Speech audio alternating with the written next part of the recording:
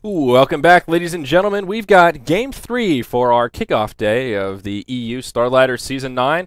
Get to see Navi once again up against a head KZ, but don't be confused, guys, because these aren't the same ahead. I shouldn't say KZ. It was next KZ. They were ahead KZ, and now it's ahead with a new team. Yeah. The Twitter's ahead gaming, so... Yeah, and here we can actually take a gander at the rosters here very quickly. Navi, we should all be pretty comfortable with, but we've got Arzeek, Seema the Slayer, Undershock, Judo, and Obi-Wan Banan playing on the side of ahead. So it's a little bit different from what we're used to, but...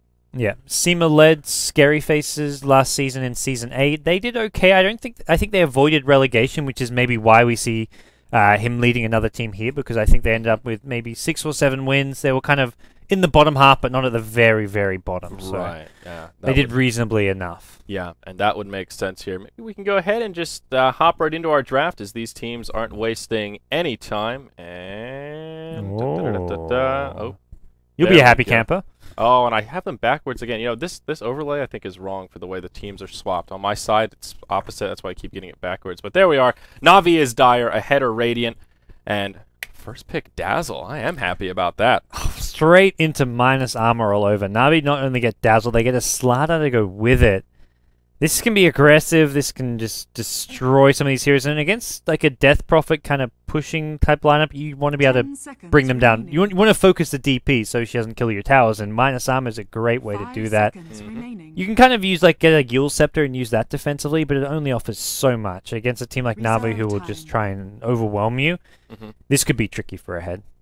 Yeah, absolutely. I mean, the Starladder Dazzle alone is a lot of minus armor, huge kill potential, even just in lane. They can really dominate early on. Also, great picks against a hero like Doom. He is notable for his terrible starting armor. So early on in lane, at least at level 6 mark, he may find himself struggling a little bit. Well, that's for a head. They go in with the Doom and Death Prophet. I mean, Doom's just a great general kind of aura, I guess, hero. I mean, you get your mech, you get your pipe, you get your Vlad's Assault Chris, whatever it may be. He can just be that general tank and utility hero if you need him to be, and help keep the Death Prophet alive. But it's going to be a tricky one. Navi off to a good start. I mean, we've seen the two big favorites get off to a good start here with Navi and Alliance both winning their opening match. So Navi just want to continue that here. Yeah, definitely. And Navi are making some smart choices with their bans. They will take out Pugna, as well as the Venomancer, two heroes that assist pretty well with these kind of pushing strats. And Pugna in particular is so scary and sort of an all-in pushing type lineup where maybe they get a couple of early Necro books out and knock down your towers. Very warranted bans. And ahead, they'll ban out some more kind of well-rounded heroes. Storm does very well against Death Prophet in the mid lane, and Nyx Assassin, he's just an all-round good hero. No surprise to see him banned out. Funnick plays him just like a beast on the offlane. It warrants a respect ban for that reason. And I like you say, I think Navi's bans are smart. They're basically preventing a head from going for an all-in Death Ball push type lineup with a Pugna Blast, Death Prophet ulti, Veno wards, that kind of an annoying strat to deal with. It forces Navi to get lots of AoE. To actually engage into fights they may not want to. So they're going to basically say, you can't have these heroes. Force ahead to go for something different. They get a more well-rounded lineup. They get a Clockwork for the offlane probably, and not be looking to be all in on this one-dimensional strategy, which is all about pushing. They'll have their options available to them. Yeah, and I think that's a smart choice. Now, Death Prophet is a hero who has a slew of problems on her own, and part of it is sort of what I think of as Shadow Fiend syndrome, where she can be crazy if left unchecked, but very susceptible to early ganks, has no built-in escape mechanism, and even in those early levels before she gets the points up in Witchcraft, she's slow. You know, she's just really easy to shut down, and she either needs to have really good wards or supports that can come in and help, something so that she doesn't get shut down early, because she is not a good recovery hero. Yeah, no, absolutely. And Navi, though, don't have a ganking lineup whatsoever. They even go into an Enigma pick, which generally gets played by Puppy in the jungle. So this, you can gank with Enigma once you get your kind of level 4, level 5. When you have your Soul Ring plus boots, you can go smoke, help gank out the mid lane, but not like an early game ganking lineup. Dazzle's not a good roamer either. So to me, Na'Vi they're gonna give Death Prophet some levels and farm in the mid lane and just try and trade it and get a bit greedy themselves with this Enigma. Yeah, absolutely. Enigma is usually what I think of as the quintessential pick in a greedy lineup. And wow, and Naga, I reckon it'll be a support Naga. But could be a solo mid. It's depends where the Dazzle goes, I guess. Yeah, there's a lot of flex picks here. Dazzle could be Naga. mid. Yeah. It's hard to read. Both of them are sort of interchangeable on this front. But Dazzle probably definitely does better against Death Prophet than Naga, being a ranged hero. And yeah, and I mean Naga mid, generally speaking, that's going to be a fast Radiance style of play, and I don't know how that fares with an Enigma on your team. 5 seconds You don't have a big problem with that? It's okay. I think it's more you need the space to farm Radiance, because that Radiance you're not going to get it before 20 minutes generally, unless you have a fantastic game. And also on Dire's side, the Radiance Naga does work much better on Radiant, so that's also one indicator that I think at least it'll be a Dazzle mid and Naga support. But the Naga plus Starladder dual lane's quite weak, and you obviously got a lot of minus armor there, but it's two melee heroes. So that's very true as well. That's a good point. Or we look at someone going off lane, like a Naga Siren, a Dazzle plus one off lane. If Na'Vi have their options, they can mix things up with their lanes, catch ahead by surprise. So, is there a chance we could just see like an Enigma off lane, or is that a play or is that a strategy that's kind of gone by the wayside? I haven't seen it recently. All of the Enigmas I've seen over the past few months have jungled, but absolutely, it's definitely a possibility, and it's kind of good you bring it up, because that's how Enigma used to be played more than in the jungle. Back when, if you ran a greedy jungle like Enigma, you get punished by a trail lane, and teams only would pick Enigma as an offlaner. But kind of like Sexy Bamboo used to play the hero as an offlaner all the time. Well, and Naga also fits into the minus armor strat. We can't forget about Riptide. Does have that little bit of minus armor early on. So, I mean, even a Dazzle Naga lane isn't the most ridiculous thing in the world. But then what do you do with Starladder? I don't think Starladder will fare mid well against a Death Prophet. So. He does similar to how Naga would do mid. In a lot of ways. That's fair enough. Just you have your kind of nuke you can use to last hit a bit, to spam. You get your bottle. You can start bottle crowing later on. You can get, and a lot's going to come down to Enigma. Enigma, probably Puppy, is going to have to rotate mid, whether it's Naga mid, Starladder mid. Maybe if it's Dazzle, you don't have to rotate as much, but the Enigma will need to help that lane out if this is a jungle Enigma. Yeah, I mean, Dazzle Naga works particularly well against Doom in lane. We were talking about the minus armor with Starladder and Dazzle, but that doesn't kick in until level 6 and later. Naga has a little bit of minus armor early on, so that really busts the amount of damage Dazzle can put out against Doom. With a Rip Touch, even with only 2 or 3 levels in Poison Touch, it is just devastating to the Doombringer. I really like the Naga Dazzle lane, because of the Riptide plus Poison Touch, as well as the Shadow Wave plus Illusion. It's disgusting. It's disgusting, gods. So, those two heroes are like a match made in heaven. Yeah, which I guess the problem is then, does your Starladder go mid? Where does he go? And ahead pick up a Visage, so they're not going for a jungle Doom here. This means they have a reasonably strong lane. The problem is your Rubik Visage, a good support duo, but none of their 3 core heroes really offer a whole lot of damage output to go with those 2 heroes. And whoa, Shadow Fiend. More armor to go with it. Why not? More minus armor. This is a Havos Shadow Fiend. So safe lane Shadow Fiend. Dendy Starladder. Is Dendy actually going to stick with this and go mid, or they may switch these around? But this is much different here, gods. Yeah.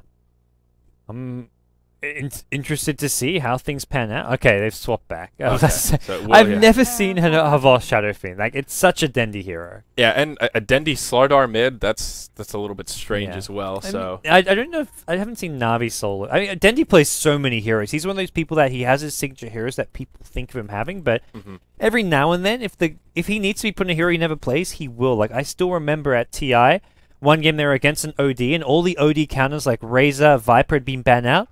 Puppy just says, okay, you're playing Lone Druid. And Dendy just goes and plays Lone Druid and wins games. I think if you look at that Dota, Dendy is like 2-0 all time with Lone Druid. He's had to play it twice mid against an OD, and that's it. He just does it. Like, it's no problem. The guy can just pick up any hero and do pretty damn well. The only hero I think of that Dendy really doesn't shine on is Elder Titan. That is a hero that just does not fit his play style. More often than not, when I've seen him stuck with him, he can't make plays. You know, he farms okay in the mid lane, and then they just sort of fall apart without Dendy on some sort of a driving type hero. But you're definitely right. He has a very diverse pool of heroes, definitely much more so than a lot of the other pros in the scene right now. More so, and the thing, even like compared to his teammate, like Havos is not one of those carry players who you see playing a big pool of heroes. Also because there's, I guess, in some ways the carry role is more limited hero-wise a lot of the time. But Yeah, well, that's a fair point as well. We'll see how things go. Let's take a look at these rosters, though. On the Dire side, we do have Team Na'Vi, the fan favorites, here in our third of 4 matches coming up today. There will be Funnick playing on the Naga Siren, going in the off lane here, as Na'Vi are on the Dire side of the map. Puppy will be playing on the Enigma, slated for the jungle, adieu to Claire. Dendy, solo mid on the Shadow Fiend, and that means it will be Havost up top on a position 1 Starladder. And last but certainly not least, it will be Kuroki playing on Dazzle, who did find his way into a double damage rune here at the 0-0 rune spawn. So that is a good way to start off your lane presence for sure. Well, for the Radiant side, in the offlane, it's going to be Seema the Slayer on Clockwork. Mid lane's going to be Undershock playing Death Prophet. You've got Judo actually is going to be jungling the Doom, which gives you a Rubik Visage dual lane. They're going a very aggressive here on Funnick early on. Obi-Wan Banan on the Rubik, and then we've got Blue Arzik playing the Visage.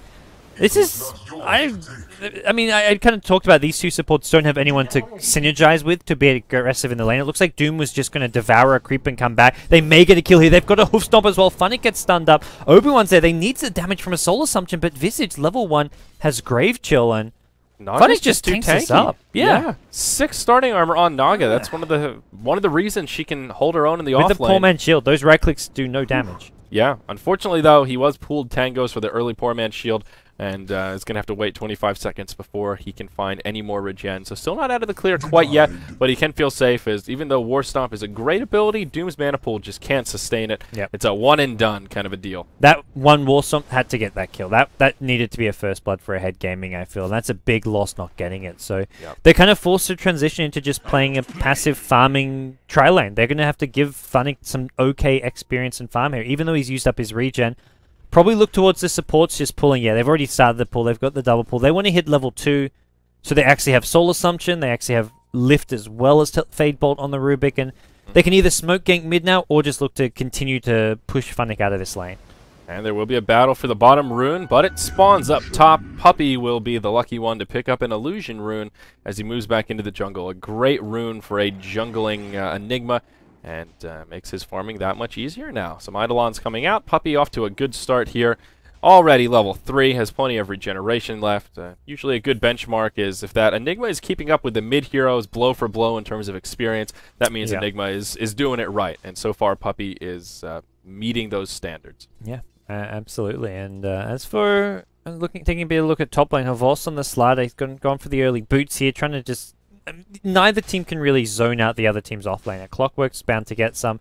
Naga Siren should probably be getting less because it's a full-on tri-lane, but with Doom coming in, using all the mana for Hoof Stomp and having... He can't save his mana because he wants to spam Devour. Like, he's not going to have a Hoof Stomp in this lane unless he goes for an Arcane Boots or something, because he wants to just keep on using Devour whenever it's up, and that's all his mana. Yep, that's one of the problems with Doom early on, although he does have a huge hit point pool to make up for it. That mana pool and mana regen is, I think, lackluster to say the least. In the mid lane, though, Dendy in some trouble as Rubik does rotate in. They'll have enough for the kill. That one last Crypt Swarm will finish him off. First Blood comes out for the Death Prophet, and Ahead will be the first ones to get on the board. Meanwhile, down bottom, Visage doing the wraparound on Funnick, though there won't be enough damage coming out, so... I like that from Rubik. They left the Visage bottom even, so Dendy thinks he's safe. Because you see Visage bottom, and he's thinking, okay, Visage is showing himself bottom. Rubik's probably just pulling or stacking, because if Rubik goes ganking with that smoke, which Na'Vi saw he had a smoke, generally it's 2 heroes smoking together, but he just goes by himself, gets a kill with the smoke on Dendy, so something unpredictable. And that's what you got to do against Na'Vi. You can't just do predictable 2-hero smoke ganks. Yep. Down bottom. Now Funnick may be in some trouble. He's totally out of mana, has no regeneration left. Telekinesis back. Does have some illusions out, but he's got nowhere to go. The Scorched Earth making this an impossibility for a getaway. Visage will finish him off, and that will be 2-0 here at the 4-minute mark. Ahead off to the races, giving Na'Vi a run for their money to get things started, though Na'Vi still with a very minor golden experience lead. Yeah, I think Funnick could have lived there if he bought a TP. He bought boots. Didn't have money for a TP. If he just straight up bought a TP and TP'd out, I don't think they could have killed him, but the boots are pretty useful, but... Yeah. At least he spent his gold before he died, though. So yeah. Could have been a lot worse for the Naga Siren, that's for sure. And as always, whenever there's a dedicated jungler, your lanes are a little bit more efficient as long as you don't get totally obliterated. So that's why Na'Vi is able to hold on to their very small but still notable gold and experience edge. Actually, about 1,000 experience in their advantage. So, you know, maybe selling it short a little bit here. Up top, Sima and Havost trading blows, battery assault for a Slitherine crush, but no one will fall. Well, Puppy's hit level 6 now, and with a smoke on himself, probably looking to rotate, use his black hole to get himself a kill. Even using a black hole to get a solo kill when you first hit 6 as an Enigma is pretty useful, because you're not going to have these big team fights happening in the first 10 minutes of the game, so you just want to get a kill for your team, and you can sort of transition into a push after getting that kill. But for now, Puppy just continuing to farm away in the jungle. Doom's actually already completed a Midas 5 minutes in, so seems ahead, just happy to play the farming game. Yeah, and I think it's a smart choice from Doom here. He's had a lot of room to farm. He is #1 on the net worth chart already, given that they picked up that kill, and he's been in basically free farm heaven. So I think Midas makes a lot of sense here. Doom is a hero that in this kind of a role really needs to pick up a lot of momentum and kind of snowball out of control. The edge for Doom in this kind of position 1 that he's playing right now is being able to use that Devour in tandem with a Hand of Midas, get an item ahead, and that's how he's going to hard carry. So I really do like the choice. I also just want to make mention that Kuroki is, well, he was holding on to that 3rd skill point just in case he needed the Grave before level 4.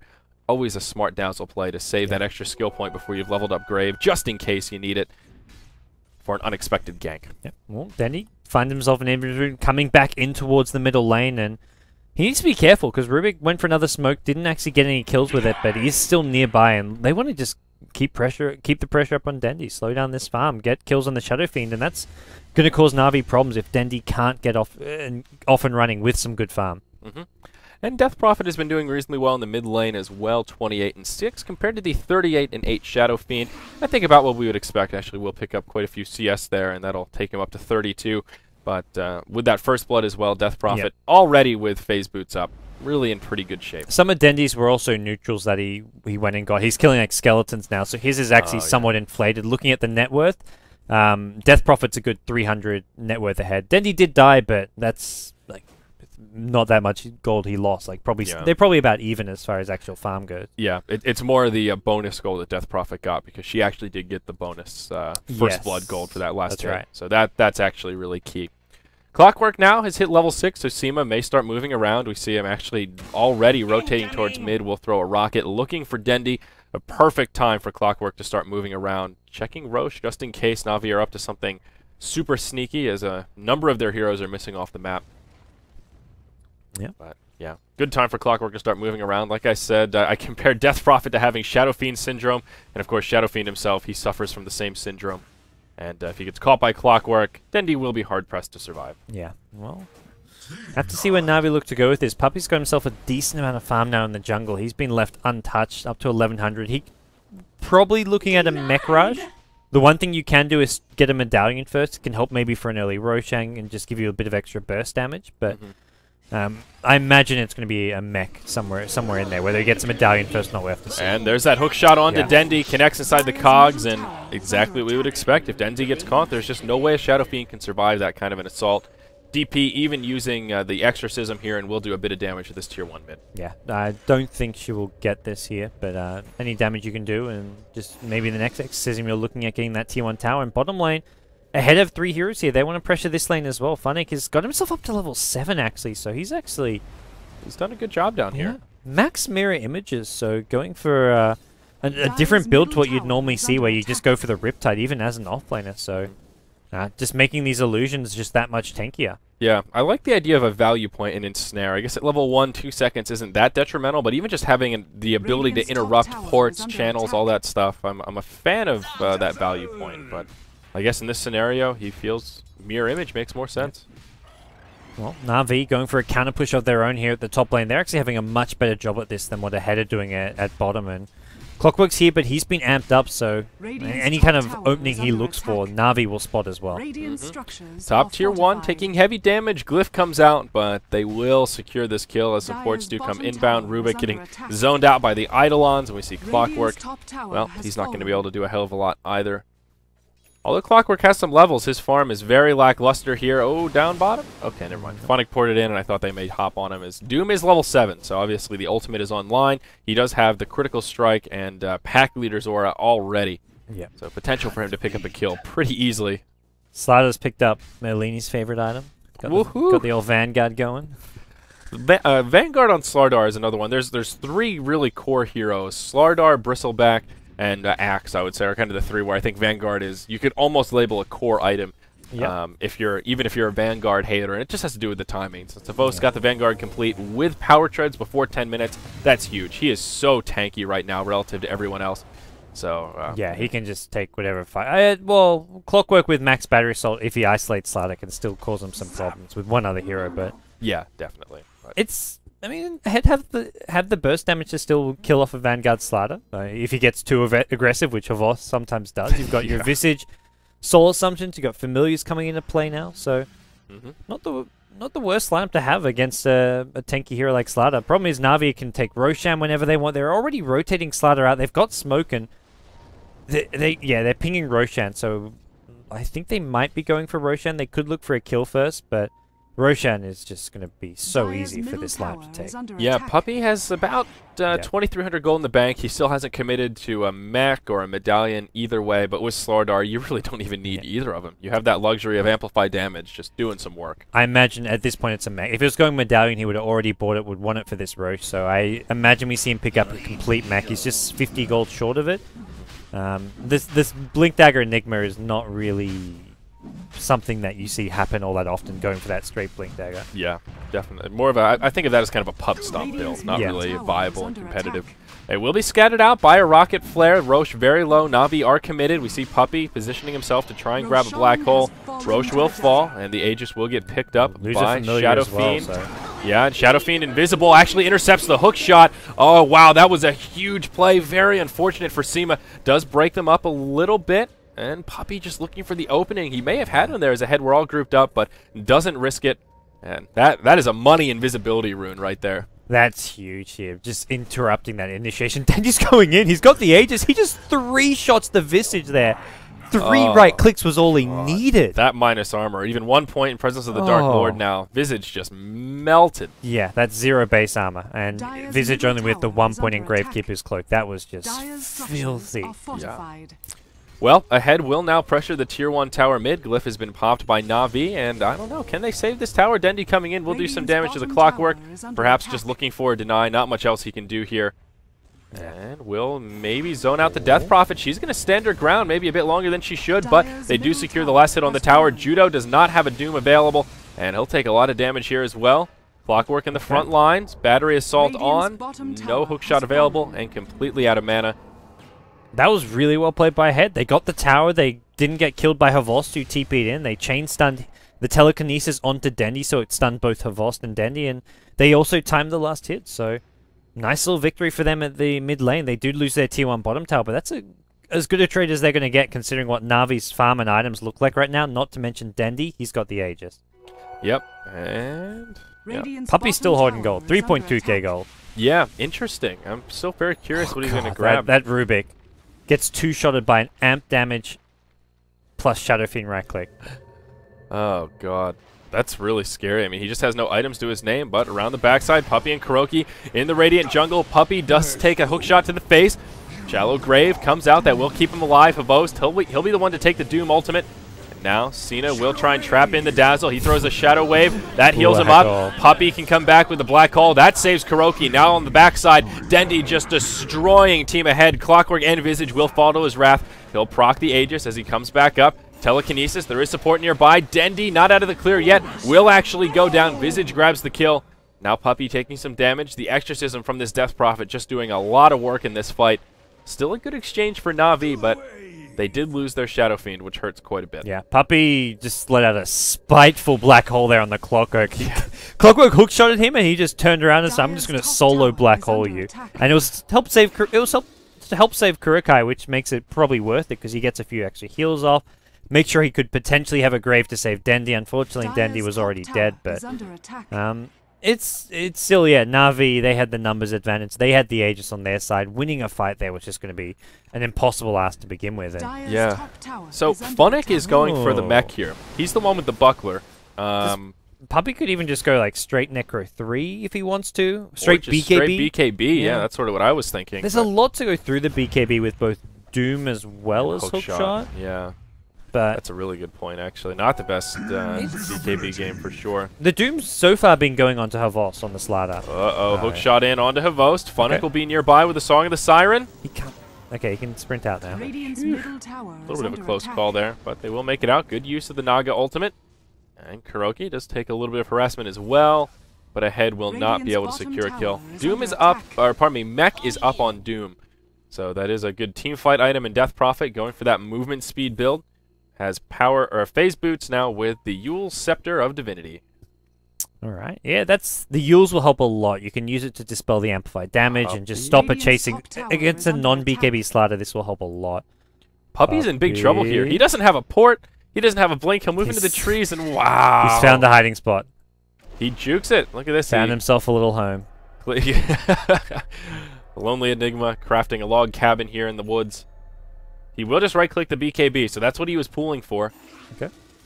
And, oh, man, this is one of those. He's just in the danger zone. Doesn't even have a black hole if they engage on him to buy himself some time. He is just dead if they find him, but they're not too suspicious. They will wander into the side shop, and Puppy lives. Tower gets actually, that's a mid tower, so Naga Siren picking that one up. That'll get Puppy some gold to actually buy himself a TP. He walks out into a creep wave. He's on the run now, but looks like the Ahead gaming team are just preoccupied with this bottom tier 1 tower.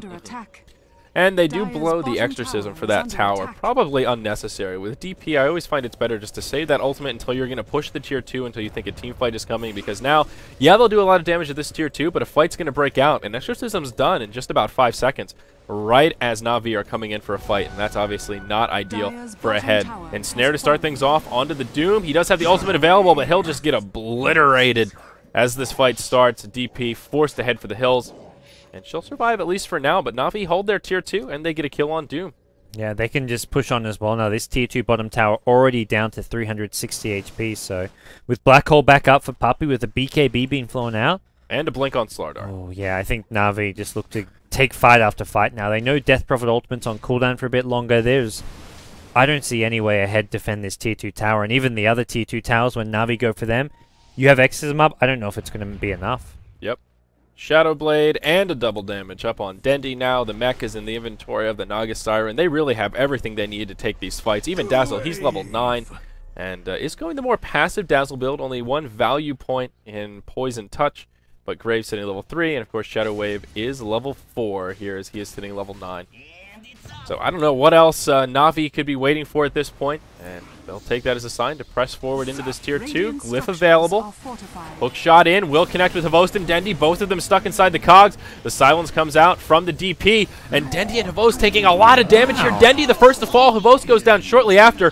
Ultimate from the Doom comes out on Dazzle. Puppy caught inside of the Yule Scepter. Does turn and throws a decent black hole. Catches 3, but there's just no follow-up. Kuroki will turn to try and grab a kill, but he ends up getting taken out. All that for just a kill on the Rubik. Out comes the Exorcism, and maybe they can grab some pickup kills, but no, a 1 for 5. Na'Vi spoke way too soon. Na'Vi had everything they could have hoped for there for that push, but they just got caught out by a fantastic hook shot coming in from Seema, and Doom was in the right spot. Doom managed to kind of come in from the side. Doom the Dazzle, so there was no heals, no grave. I forgot about that button. Yeah, sorry, that was inappropriate. This little pudge pops up. That was if the comedic timing was on point, it would have been perfect. Yeah. But yeah, you need to push that button as the clockwork hooked in. Yeah, that's like, whew, it's amazing. We've got some other fun ones that we can play with here as well, gods. Ooh. We got here. We'll give you a little taste here, just in case it's getting dirty. Is this We've on got some crabs to take over. Yeah, this is compliments of Starladder. We've got crabs invading the stream here. What the? If you're ready for another good one here, if you want to see Starladder maybe cutting down his enemies, we've got a knife. Ah, get him, Starladder! Oh boy! Uh-oh, Puppy, he's in some trouble. Maybe this will be appropriate. And he does pop the BKB inside Can he the get out of this one? Maybe he can survive. Support is inbound. Dazzle throws a decent weave. Oh, no. Funnick sets it up with the Song of the Siren. Havost, a big Slitherine crush. A lot of damage comes out. Now Ahead may pay for it. Na'Vi are hungry for vengeance. But no, Havost will actually be the first to fall. Now Funnick, he's in some trouble. They'll get another kill onto the clock. Or pardon me, onto the Naga. A 2 for 0. Wow, Na'Vi are just falling apart. And I think this is appropriate here as well. Oh, the transparency isn't there. But look at this cute little crab. Na'Vi, they're in some serious trouble, though. 11-5. Well, Na'Vi, yeah, they're going scurrying away right now. They cannot fight. This black hole still on cooldown, and the tower goes down. Na'Vi, who had everything going their way for the longest time, they had like a 7k gold lead. Suddenly it's ahead, pretty much bringing it back to even. Yikes. Yikes indeed. I mean, Doom is now starting to snowball a little bit. We talked about that early Midas that he picked up. He is the lone Midas carrier in this game. Already has the mech, now working towards an Assault Karas, and he's pretty darn close. All he needs is that Hyperstone, and he's got 1,400 in the bank. So Doom is very quickly getting out of control here, and Na'Vi are kind of running out of tools to deal with him. They need better initiation. I think Puppey kind of needs a blink here. Clockwork has been on point with these hook shots.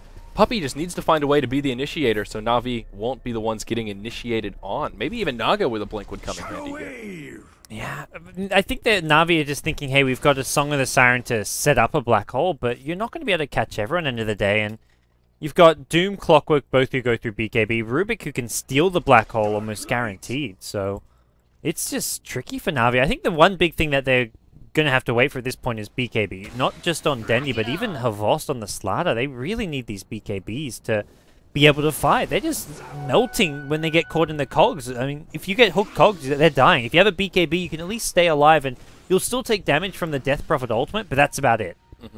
Yeah, this is 11-5. Let's see, what's Death Prophet going for next? She's got a Ghost Scepter, now has an ultimate orb up as well, so she's probably working towards a sheep, but could also just be a Lincoln's. Not the best item against Starladder, but just trying to tank up a little bit. And this is also where Death Prophet starts to shine a bit as well. Looking at the hero level chart, Undershock is staying blow for blow with Dendy in terms of levels, both of them level 14. So that level 3 Exorcism will definitely have a big impact on these upcoming team fights. Dendy working towards a BKB now. Does have the recipe and Ogre Club very close to the Mithril Hammer. But he's been very underwhelming in these team fights. He was off to such a good start, but they've done a good job trying to isolate him in these team fights and prevent him from just right-clicking down their squishies. Yeah. And the thing is, Na'Vi, like, they're ahead on the gold graph, but it's ahead with their two carry heroes who are leading in net worth, the Death Prophet and Doom. So ahead their supports are struggling as well as their offlane Clockwork, but Clockwork not too farm dependent. Oh, and speaking of Clockwork, he'll hook shot in onto the Naga. Silence comes out so she can't get the ultimate off. Doom even blows his ultimate on top of Funnick. He will get a shallow grave, but I think he's going to go down shortly after. Kuroki tries to time the heal, but it's just not enough. Tier 2 in the mid falls, and Navi's Tier 3 now starting to take some pressure. They've got a glyph available. They should be able to make a hold. Enigma does have an ultimate up, but a little bit low on mana. There's the glyph. Maybe they can catch the Doom as he tries to retreat. In comes Havost, connects with the Slitherine Crush. Song of the Siren for the setup. It won't catch anyone besides the Doom. And he's just going to run into the base, recognizing he's dead, just trying to create space for his good buddies to escape. And his plan will work. Na'Vi were just trying to chase further ahead, try to pick off more than just the Doom. They wanted to see if they can find anyone else, but they just couldn't do it. Roshan is back up, so it looks like they will be able to follow up a single kill with a Roshan here, but they had Roshan and Aegis last time, and it just didn't seem to make much difference for him. Yeah, I mean, it helped a little bit. That fight was at least a break even when they had the Aegis. Dendy picked up 2 kills before the Aegis got procced, and then they were able to grab 1 more. So it helped, but you're right, it wasn't the end-all, be-all of being able to take these team fights. Maybe if this was third Roche and the Cheese, that could be a big difference. But here at the 23-minute mark, second Roche going down, there will be a Cheese Roche reasonably early in this game. Dendy also has his BKB out now as well, which should make a big difference, but one of these games where BKB is just not quite as valuable. Death Prophet Ultimate is physical, as most of us are aware, so BKB won't save you on that front. And then you talked about Doom and Hookshot, 2 abilities that, well, they do the dirty even on top of a BKB. Yeah, and Assault Crest picked up by the Doom means that physical damage is going to be doing more and more, so those BKBs not going to matter as much. And Ahead Gaming have suddenly got some pretty big item pickups with an AC there, Clockwork with a 4-staff, which helps quite a lot against this kind of a Na'Vi draft. Like, you get caught by Malefice or get caught in melee range by a Starladder, having a 4-staff to just maneuver yourself makes a big, big difference. Rubik's now got himself a blink, so we could be seeing some counter black holes coming from Ahead Gaming. That's definitely a possibility. And even this Death Prophet here, 3.4k in the bank, so if she wants that sheep stick, well, it's going to be a reality before too long. Even if she wants the Lincolns, that'll be, well, pretty close to online, so we'll see where she wants to go from here. But this Death Prophet, farm is looking pretty solid. Still about 1K ahead of Dendi on the net worth chart as he does clear out some Ancients. Yeah, and I mean, both Doom and Death Prophet looking fantastic right now. And you've got all this like farm Na'Vi have invested. Like you've got Enigma way up at 9K net worth, but Puppy's impact in these teamfights has just been minimal. He's 1-1-1, and that's with a BKB Enigma who you'd expect to get some big holes off. Not to mention having just a BKB, but teamed up with a Naga Siren, the song to set things up. So, oh, that's the Scythe of Bice now out on Crobulus. So going for a more control-based build, and I think that makes some sense here for a head. Try and isolate maybe the Shadow Fiend, or even just a tool to try and lock down that Naga to stop her from ulting without having to burn the Doom ultimate. Yeah, and the mid Havos will blink forward, catches the Rubik. He'll be the first to fall. Now Clockwork taking some pressure. We do see Kuroki throwing that level 1 Poison Touch. Buys them a little bit of time, but the setup just isn't there, and they will be forced out. So free kill on the Rubik, never a bad thing, but, well, not the biggest of deals. Getting a kill on the support won't open up too many opportunities. Rubik will be coming up in about 15 seconds. That, to me, has been the big problem for Na'Vi, is that Havos has just not been able to get involved. Until that assist there, he'd only been in 1 kill. That was the 2nd kill of the game he's been involved in. Uh-oh, Dendi trying to find initiation onto the Death Prophet. Will get sheeped. In comes the Naga Siren, and she will sing that cute little Jigglypuff song. They're going to set up onto Doom. He's got an ultimate available. Will throw it on Dendi, who already got the BKB off. Now Judo just trying to make an escape. Will turn in about face, and he may be able to survive this, actually. Nope, out comes the Ensnare, the Weave, and okay, he will get taken out. It looked like he had a glimmer of hope for a moment there, but they will secure the kill.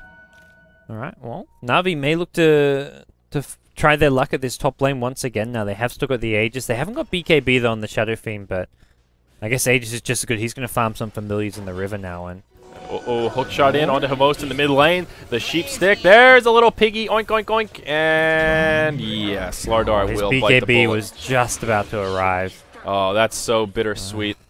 Havos has just had a tough game. I don't think he's played that badly, but there's just been no openings to get kills. As I was saying before, when you get that really fast Treads Vanguard, you're expected to just play aggressive, dive towers, get kills for your team. If you don't get kills with that, when you get your Blink Dagger, you should get kills. And he was in 1 kill for the first 25 minutes with a Blink Dagger, Treads, and Vanguard. Yeah, that's far from ideal. Even just 0-3 and 2 right now on the Starladder, that's... Wow, 27 minutes. It feels like he's been participating, but I guess... He's always there, but he's not really finding the openings. Like he's there, but he's not really He's getting kited around. He's just... His teammates are when Na'Vi have gone as 5 ahead, have just kind of wiped them out with great hookshot initiations. Like, Clockwork's just playing really well. Like, Havos is having a decent game here, but Seema's just having a better game. So what are your thoughts about Dendi going for a Diffusal Blade here? He's got both Blades of Alacrity and the Robe of Magi. He's close to the recipe as well. A very interesting choice. Not one we see on Shadow Fiend too often. Deals with the Ghost Scepter on the Death Prophet is one of the reasons, I'm guessing, but... That's, I mean... This was like a mass Ghost Scepter team, and they do have one on Clockwork as well, so that is 2. Yep. I guess it does make some sense, but still, it helps a bit against the Doom as well. Like, once you have the damage to kill a Doom off, normally he's hard to kill because of his movement speed. You get Phase Boots plus Scorched Earth movement speed, so having the Diffusal to slow him down can help get those kills, but... Yeah, that's another good point. Still just an odd choice on Shadow Fiend. Yeah. Na'Vi are entirely about physical damage. You've got all the minus armor, you want physical damage, and that's where...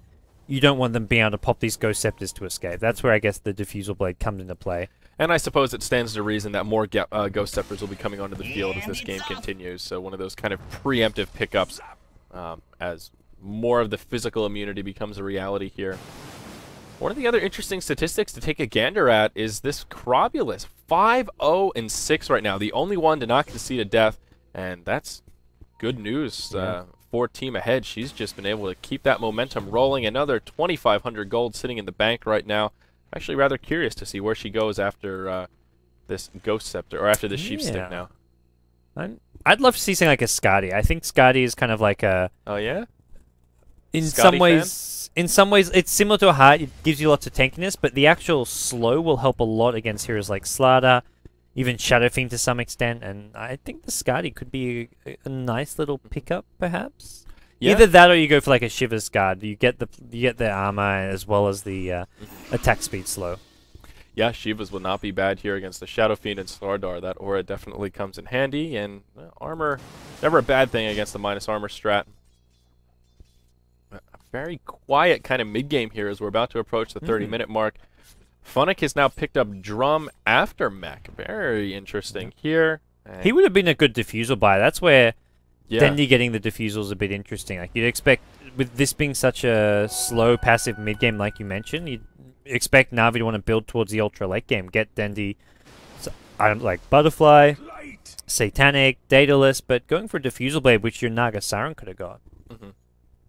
And Na'Vi will start to pressure this bottom lane. Slardar poking Radiant's forward. middle tower is Na'Vi under attack. ready to start knocking on the front door. I guess Doom, the lone defender right now, as ahead are grouped up about the top lane, but they will port back. Whoa, there's the hook shot onto Dendi. Another set of double cogs. The BKBs come out. This time they're going to try to turn it around on the Clockwork. Dendi does survive as the Doom ultimate comes out. Song of the Siren flies, looking for the reset. Funnick taking a huge amount of damage, though. They will mech up and retreat. All 5 still alive for Na'Vi. Puppy just can't go in. Like you set things up with a sleep.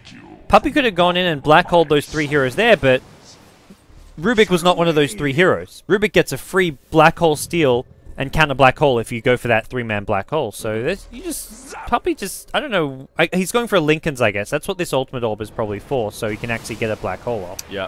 Oh, Visage, he'll get caught outside the base. They force staff him up to the high ground. He may actually survive. Oh, wow, the illusion's trying to finish him off, but they'll despawn. And, oh, he gets picked off by the Dazzle Poison. Very bittersweet for the Visage.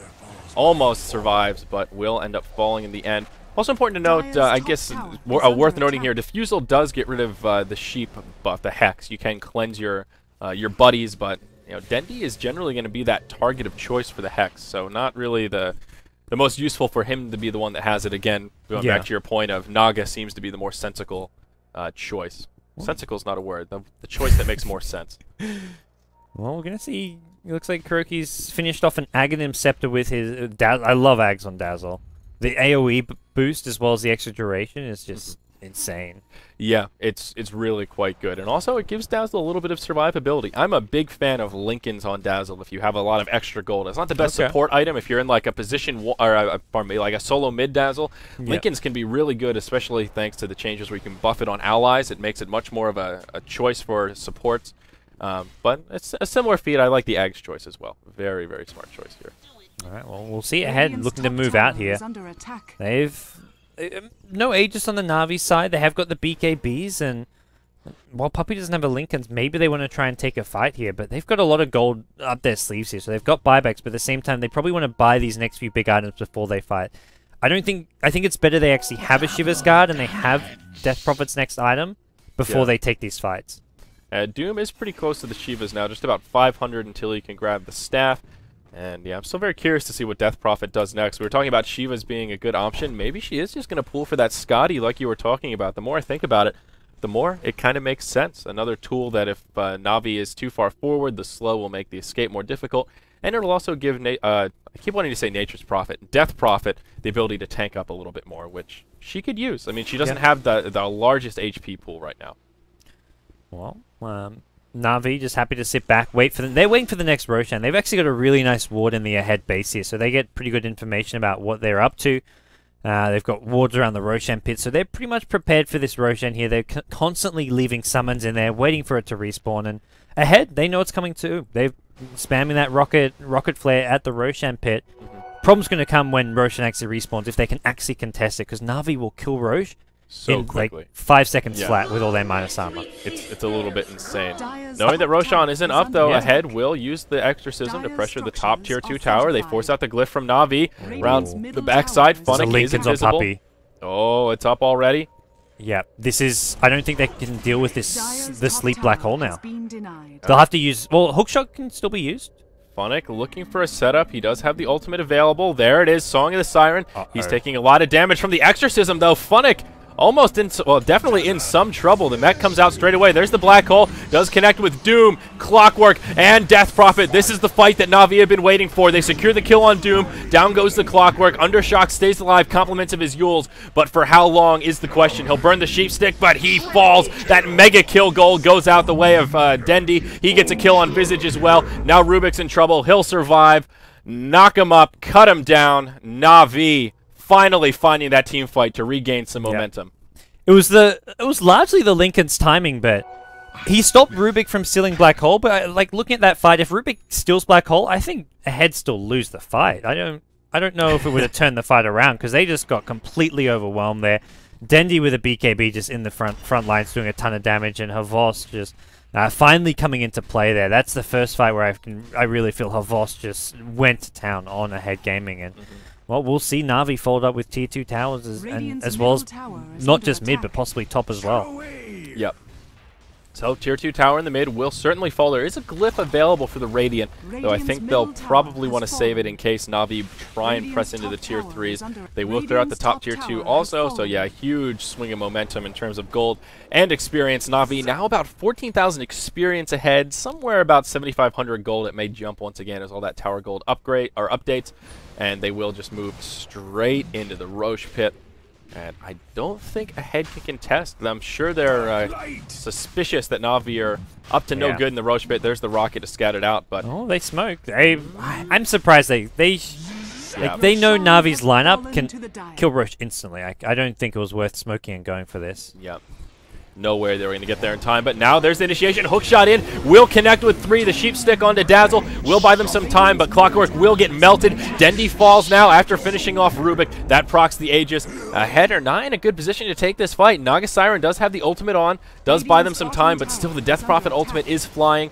Minus armor coming out, and oh, Visage just gets melted. Now Doom, he's in some trouble as well, trying to go blow for blow with Havost. Havost will eat that yummy, yummy cheese, and now Ahead are in some trouble. Death Prophet, the lone survivor, but yeah, not for long here. She's gonna try to make it back to the base. Oh, wow, the Exorcism will heal up just in the nick of time, and it's not over quite yet, though. She's gonna be thrown in the tornado, and yep. Just melts. Couple right clicks was all that's needed, and Death Prophet, I swear Death Prophet had like 5k gold before that fight, and at this point in the game, sure, Death Prophet can buy back, but if you've lost the fight, you've lost the fight. Buyback doesn't matter, should just be looking to pick up another item, but Na'Vi, it wasn't convincing, but they take their second win for today. Yes, that's a very good way to put it. It was definitely a little bit of a shaky game. Na'Vi didn't play poorly, but their mid-game, it was looking for a moment like Ahead might be able to find the better of them. Shadow Fiend will ultimately end 12-4-5, so Dendi does end with a pretty good showing. Like you mentioned, Havost finally came online towards the end of the game, ending 1-3-7, but there was a long stretch where his Starladder was just AFK farming and really didn't have too much to show for it. Yeah, I mean, Na'Vi, I guess, end of the day, are one of those teams that just somehow get the job done. Even when they don't look convincing, they win games. That's, to me, just sums them up so well. And then when it comes to the big setting, they'll really perform and play well. So for now, get through the group stage, get through the long slaughter of games. There's 16 teams in the Star Series Europe. They've just got to finish in the top 4, get to the LAN final, something which they've done time and time again. Yeah. So, and good start. Na'Vi are a team that they seem to play better from behind. I don't know what it is about them, but whether it's a best of 3 where they lose the first game, then kick it into high gear, or just an individual match where they suffer in the early to mid game, and then that's when they say, okay, guys, now we got to be serious. And then it's like flipping a switch, and, well, we saw it in that big team fight. So we've got one game left, guys, and glancing at our schedule here, coming up last will be Alliance versus Team Insane, and that is scheduled to start in just about 25 minutes. Okay. So we will have another short break here, and our last game of the day for day 1 of Starladder Season 9 will be coming up next. So thank you for joining us here, guys, for the debut. I'm Zyori. With me is Gods, back in America. This is actually the first time we've casted together. Yeah, that's true. Isn't that weird? It's crazy. I didn't even think about that until now. Like, yeah. I just sat down. I've tried a few times, but when you're in Australia, it's no potato internet. Oh, no. And people sleeping. I don't know. People sleeping. Always some excuse. Everything. Some excuse. Playing Dota. Now that we got you here, there's no excuses. We know where you're sleeping. Can wake you up. So, all right, guys, we'll have a short break. Thank you for joining us here. This is the Dota Starladder English stream presented by Beyond the Summit. We'll be back in a short break.